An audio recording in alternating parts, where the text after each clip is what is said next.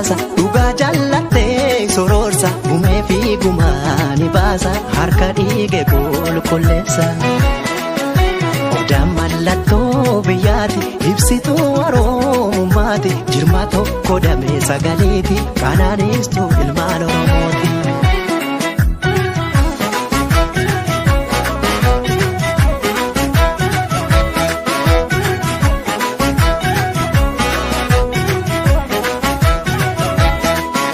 Obsake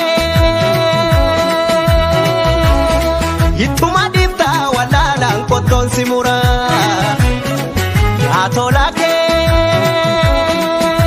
Oda Jarra tokko bugodantu si jala bula Bare odangi